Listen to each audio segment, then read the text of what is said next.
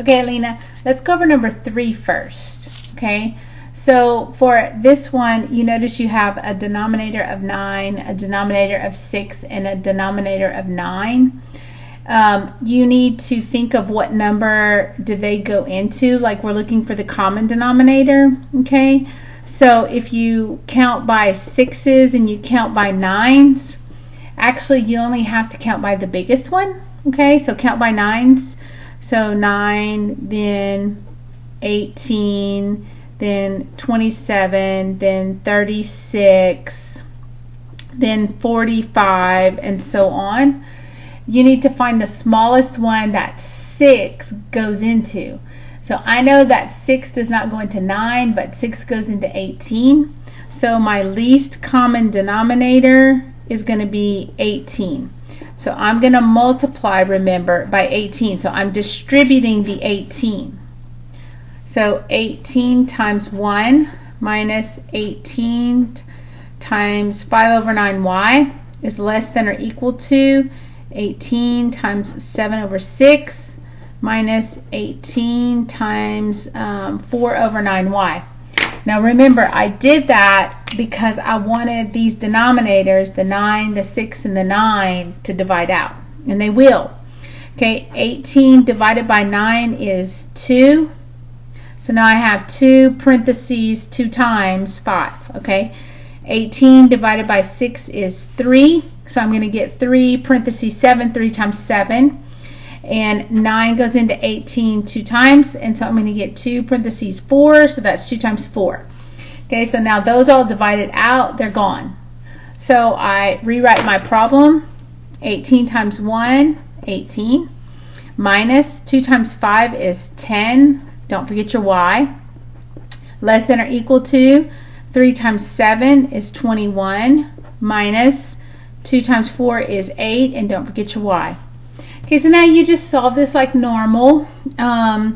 I usually move my variables first, so I'm either going to move the negative 10y or the negative 8y. And I like to move the smallest one, so I'm going to move the negative 10 because negative 10 is smaller than negative 8. So to do that, I would add 10y to both sides. Okay, my symbol stays the same.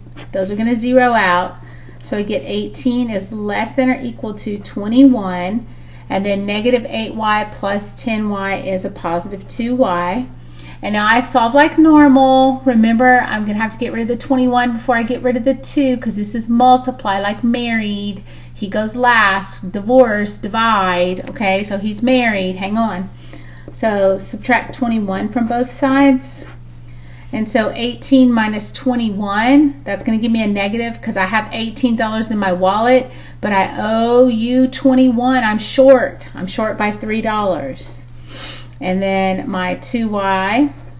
Okay, so now this is multiply. To undo multiply, you divide.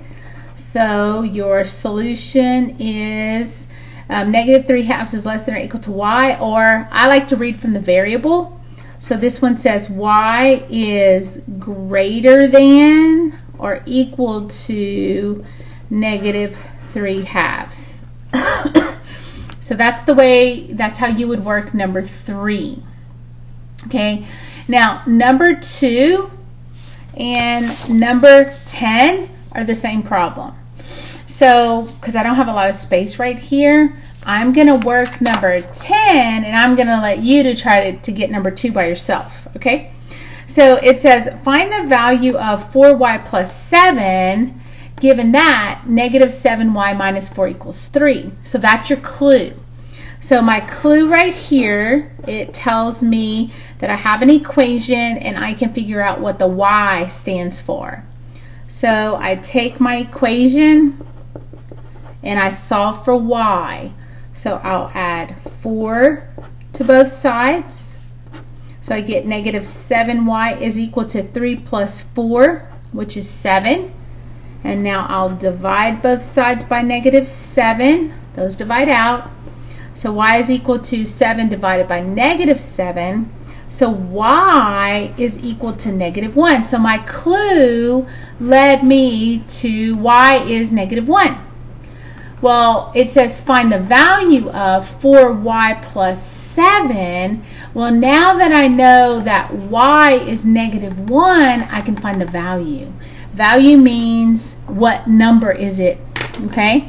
So I would take this -1 and I would put it right there. So I get 4 times -1 plus 7.